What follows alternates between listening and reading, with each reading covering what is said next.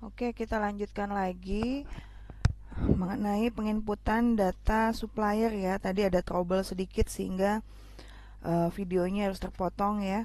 Jadi kita cek mengenai data customer sama data supplier yang sudah kita input tadi apakah sudah semuanya terekam. Kita klik di data nama dan alamat.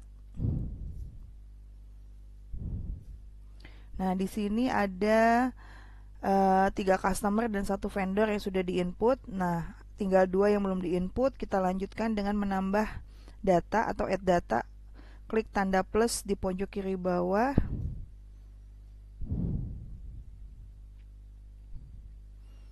Kita tambahkan ya, di sini adalah vendor ya. Jadi kita ubah tipenya dulu vendor. Jadi ID-nya sudah berubah menjadi vendor 2. Kita tambahkan CV Riung Jaya.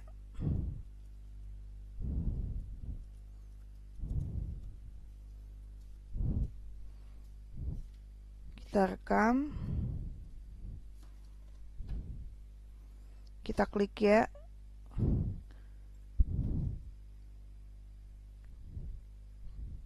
Kita tambahkan lagi CV Cipta Kreasi. Kita ubah tipenya menjadi vendor 3. Perusahaannya CV Cipta Kreasi. Oke, kita rekam. Kita klik ya. Kita coba cek semua ya. Customer.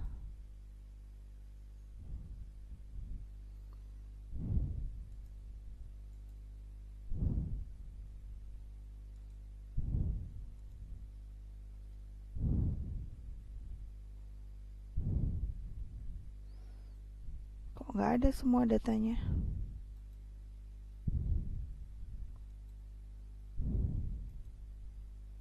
Oke, jadi kalau tadi ada tampilan yang tidak nampak, silakan diulangi stepnya. Artinya, misalnya tadi kalian klik pelanggan, ternyata kosong. Coba klik menu lainnya, misalnya vendor. Oke, di sini ada 3 ya. PT Sinar Elektro, kemudian CV Riung Jaya, sama CV Cipta Kreasi. Kemudian kita klik pelanggan atau customer, juga sudah ada 3, Megantara, Unggul Utama, sama Cipta Kreasi. Jadi kita lihat yang sudah kita input adalah nama customer dan nama supplier. Berikutnya tugas kita adalah menginput saldo awal piutang dan hutang. Nah, ini kita tutup dulu. Nah, dari halaman 11 kita tahu bahwa ada saldo piutang untuk masing-masing pelanggan ya, yang totalnya adalah senilai 4.550.000 ya. Nah, nilai 4.550.000 itu kita lihat itu adalah saldo piutang. Kita cek di sini saldo awal piutang usaha.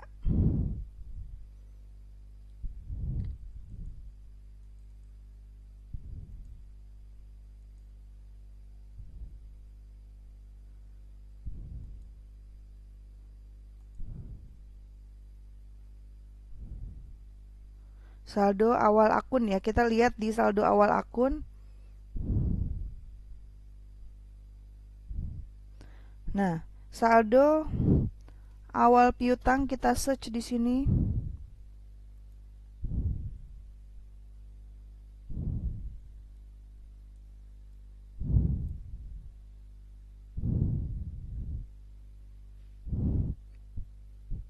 Nah, piutang usaha ataupun piutang dagang adalah senilai 4.550.000.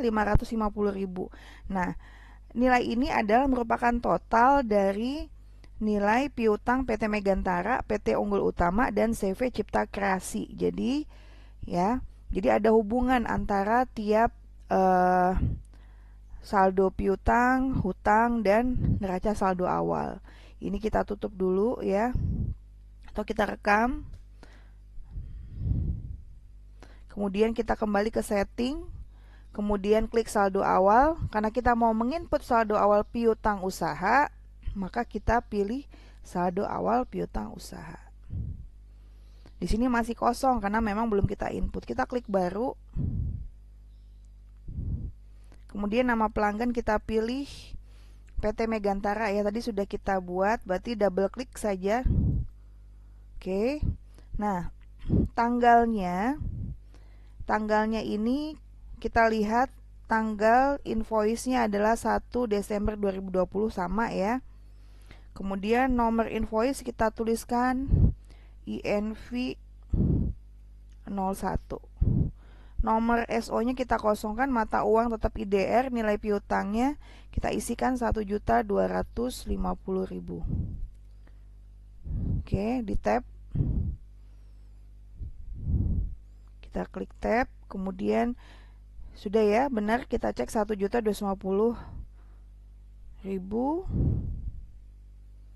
Kemudian kita cek adakah termin pembayaran, kebijakan terkait termin pembayaran. Di sini tidak ada ya.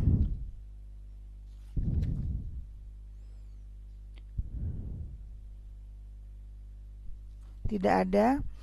Kita langsung rekam saja. Oke. Ini otomatis sudah masuk di sini PT Megantara.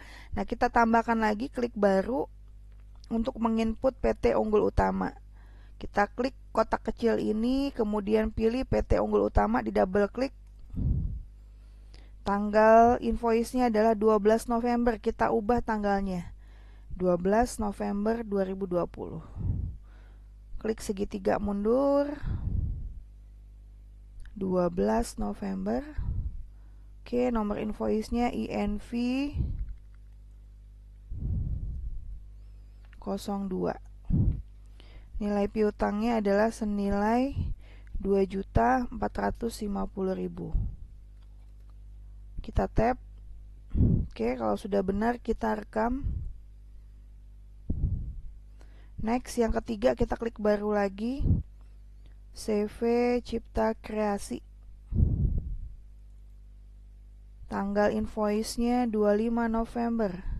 Kita pilih bulan sebelumnya tanggal 25.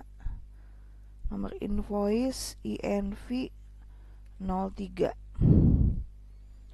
Oke, nilainya adalah 850.000. Kita tap. Oke, kita rekam. Oke.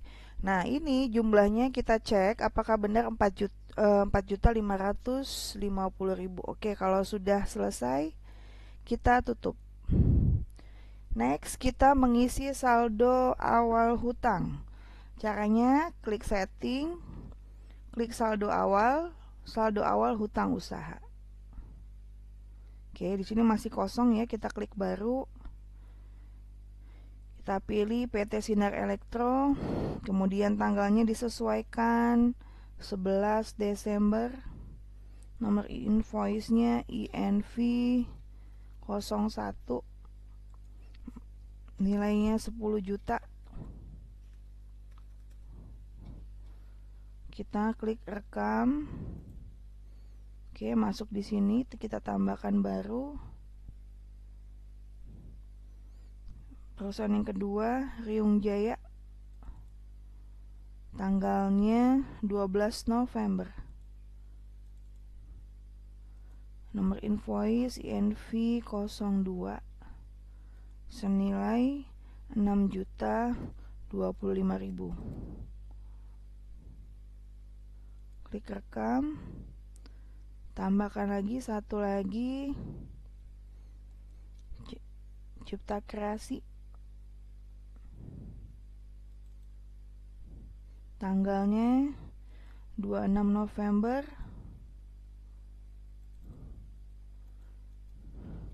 INV 03.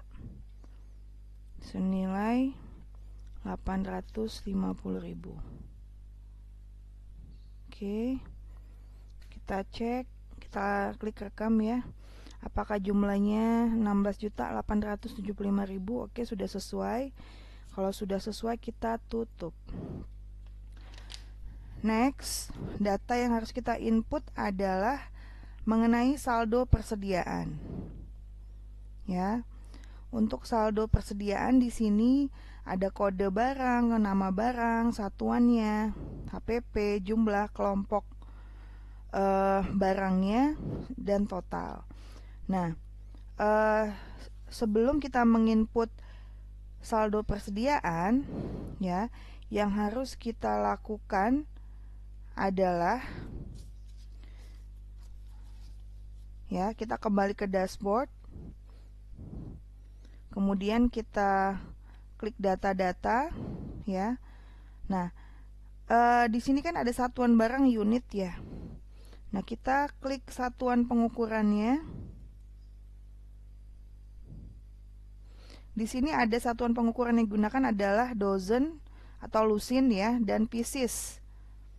Nah, kita akan menambah satuan pengukuran baru dengan menggunakan unit ya.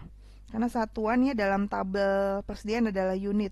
Kita klik add data di sini. Kemudian data satuan ya. Kode satuannya adalah unit. Kemudian nama satuannya juga unit.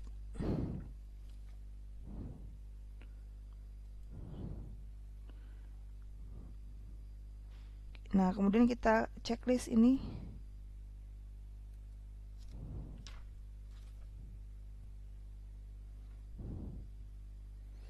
Kemudian kita rekam.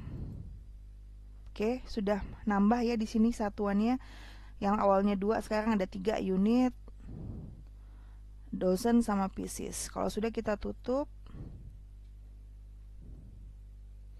Nah, kemudian kita akan membuat kelompok produk karena di tabel tersebut ada kolom kelompok produk barang dagang ya. Jadi di halaman 12 itu ada kelompok barang dagang. Nah, caranya bagaimana? Kita kembali ke dashboard data-data ini, kemudian cari kelompok produk.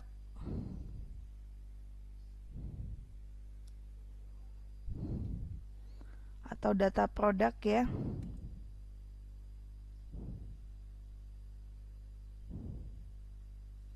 Add data.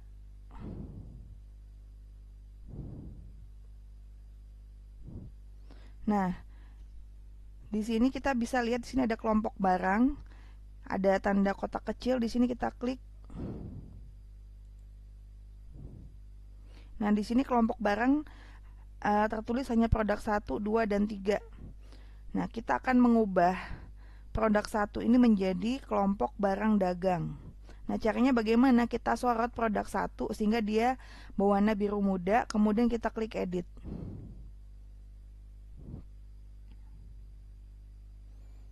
Nah, kita edit produk 1 itu menjadi kelompok barangnya barang dagang ya. Kemudian gudang kita kosongkan, departemen tetap headquarter, kemudian sifat persediaannya ini secara otomatis sudah terchecklist karena dia perusahaan perdagangan umum ya, maka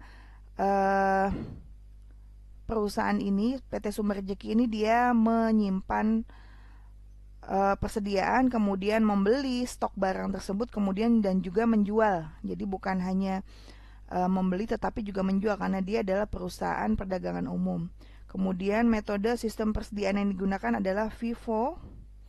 Nah, kemudian ini kita ubah ya sesuai dengan yang ada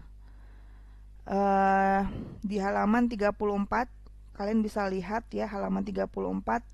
Harga pokok di sini link account-nya adalah harga pokok penjualan barang dagangan, sedangkan di sini adalah harga pokok penjualan nomor 1. Nah, ini kita klik. Nah, ini kita edit. Ini kita edit, kita sorot, kemudian kita edit. Kita okekan dulu. Nah, kita ubah saja di sini harga pokok penjualan barang dagang. Oke, kalau sudah klik rekam. Kita klik OK. Nah, secara otomatis sudah terganti ya. Kemudian yang kedua terkait penjualan adalah penjualan barang dagang. Ini kita ubah juga nama akunnya dengan cara klik kotak segi 4 kecil ini. Nah, ini kita edit. Kita okekan. Penjualan barang dagang. Kita oke, rekam lagi. Kita klik OK. Oke, sudah berubah. Kemudian yang ketiga ini kita ganti juga dengan penjualan barang dagang, kita oke kan. Oke, sudah otomatis berubah. Yang keempat adalah persediaan barang dagang, sudah ya, utang konsinyasi, utang usaha, dan persediaan yang belum dibebankan. Oke, sudah semua sesuai. Kemudian kita klik rekam. Konfirmasi sesuaikan kode akun di semua produk dalam kelompok ini. Klik ya. Klik OK. Oke. Nah, sekarang kita akan menginput data persediaan mulai dari yang kode B01 sampai dengan B07. Jadi kalian bisa menyesuaikan dengan halaman 12 ya. Kode barang kita ketikkan B01. Kita tabkan. Deskripsinya adalah kipas angin. Kelompok barangnya barang dagang. Kemudian satuan dasarnya kita pilih di sini unit ya. Kemudian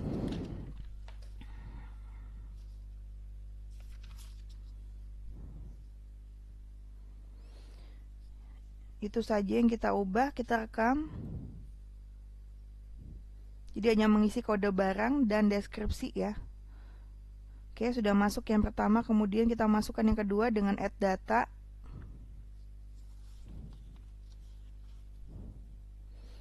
B02. Namanya adalah rice cooker.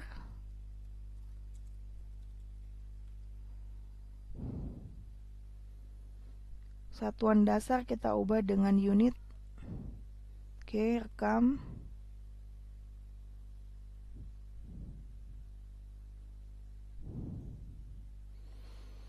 Kita masukkan yang B03.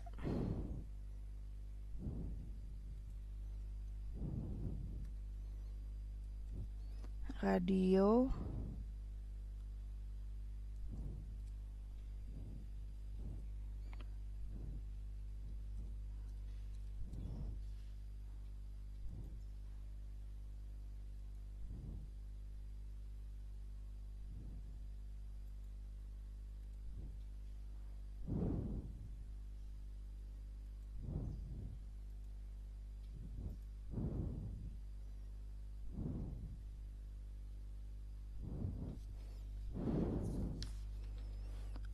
Next, kita isikan B04.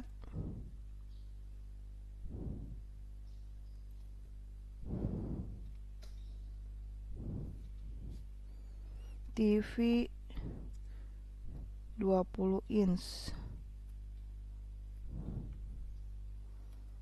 Satuan dasarnya adalah unit.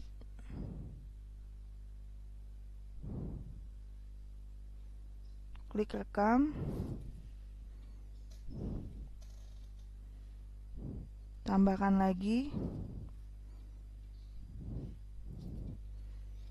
B05. TV 14 inch. Satuan dasarnya kita ubah unit.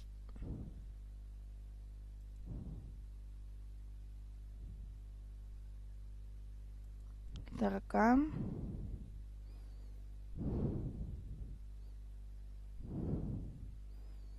Oke, sekarang B06.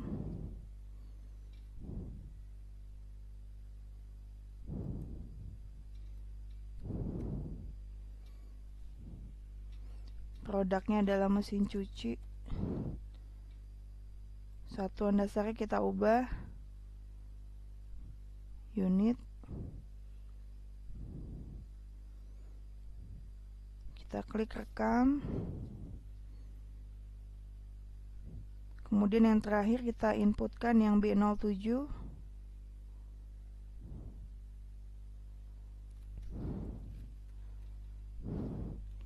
Kulkas. Satuan dasarnya adalah unit. Klik rekam.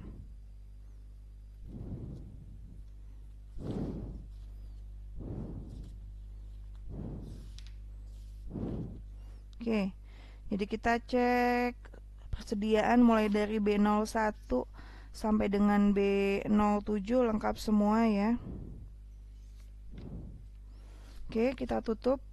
Nah, sekarang tugas kita adalah menginput data awal persediaan. Nah, caranya adalah ya, kita klik setting, saldo awal, klik saldo awal persediaan. Nah, ini masih kosong semua, berarti kita harus menginput sesuai dengan data yang ada di halaman 12 ya. Klik baru. Nah, di sini gudangnya tetap headquarter, kode barang kita tulis mulai dari B01, double klik saja. Oke, stok awalnya ada berapa? Ada 5. Ya, harga pokok satuan diisi. Harga pokok satuan adalah 75.000. Oke, jangan sampai kelebihan nolnya ya. Kemudian kita klik rekam. Oke, saldonya total nilai adalah 375.000. Kita klik baru lagi, tambahkan yang B02.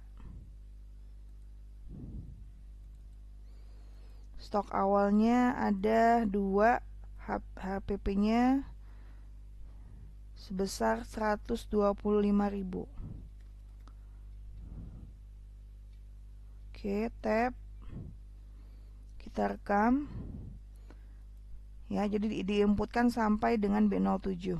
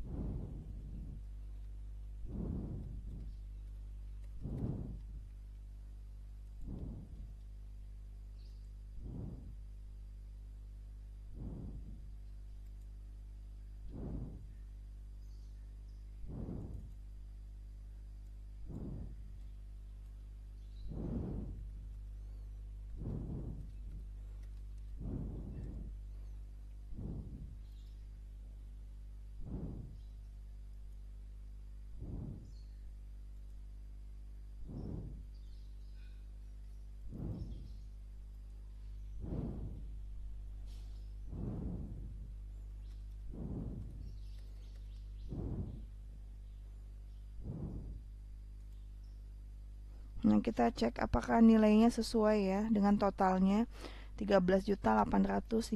Kalau sudah selesai, kita tutup.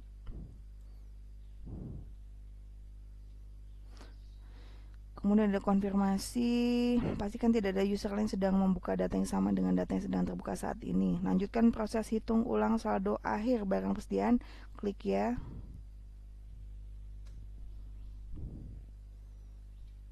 Oke. Nah, sementara sampai dengan data persediaan kita sudah mengerjakan ya, kita akan ke video yang ketiga.